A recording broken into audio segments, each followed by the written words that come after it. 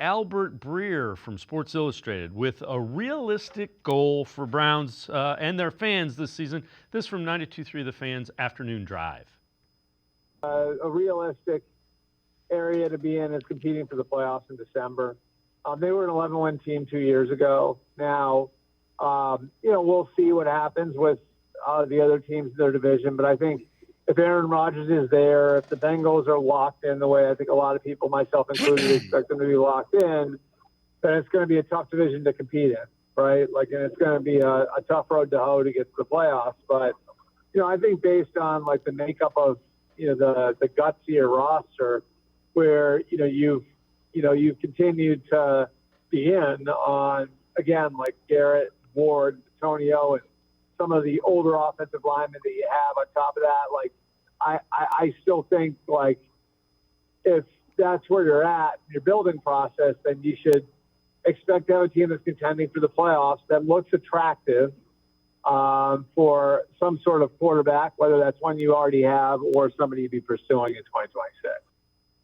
Well, let's welcome in Garrett Bush from the Ultimate Cleveland Sports Show, as well as the Barbershop. So, G. Bush, you've heard a lot of stuff, 3 wins, 5 wins, 6 wins. What are your expectations for this team? When we look at it all the time, we talk about expectation levels and what people are looking to do. And I always caution people to, when we talk about the schedule game and we talk about the Cleveland Browns, there was a year that they went to the playoffs with 3 or 4 or 5 different quarterbacks, and Joe Flacco stepped in. Last year, they had high hopes with Deshaun Watson coming in. They were going to be getting Nick Chubb halfway through the season. Amari Cooper came off a great year. You had the Defensive Player of the Year in Myles Garrett, and you win 3 games.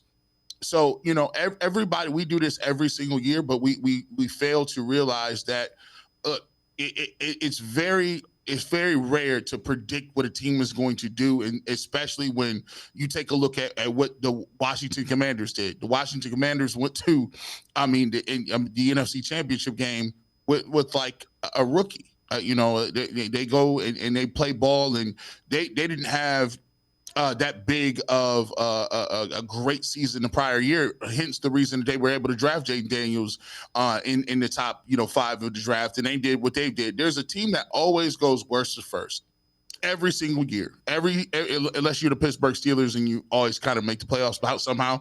But that's another story. But I get where people are saying that they can win 3, 4, 5 games this year. I don't see it being a 3, 4, 5 win team. First and foremost, I think they'll be more competitive because they're doing what they need to do in the offseason more competitively. They do have veterans in there in the beginning, and it doesn't look like they're going to start a rookie from Jump Street. You have some pieces and parts. I like what some of the rookies that you have in the backfield. I think you can have a better running game, and I think the game plan is going to be keep it close this year, run the football, run some play action stuff, and see what you got. I don't think they're going to win 3 games this year. I think they're not that bad of a team, especially because you do have Joe Flacco and you do have Kenny Pickett, who they think can be a veteran presence. So you shouldn't be losing 14, 15 games when you have veterans that could help you out a little bit. But we want to see some of the rookie quarterbacks too. So I think the roster is too talented to just say the Browns are going to win 3, 4 games. I expect them to win somewhere in the 6 to 8 game range. If you could get 6 games and you have to play one of your rookies, but you find out that one of your rookies is going to be a franchise guy, then I think it's worth it. 6 wins is a competitive season. 6 wins, 7 wins means that you're in every football game. I think each game and each season is a little bit different, and somebody's 7-win team could be disappointing, or a 17-win team with a rookie quarterback can be something that is exciting moving into the next year. But I don't think they're going to be in the 3, 4 range. I just think the team has too much talent.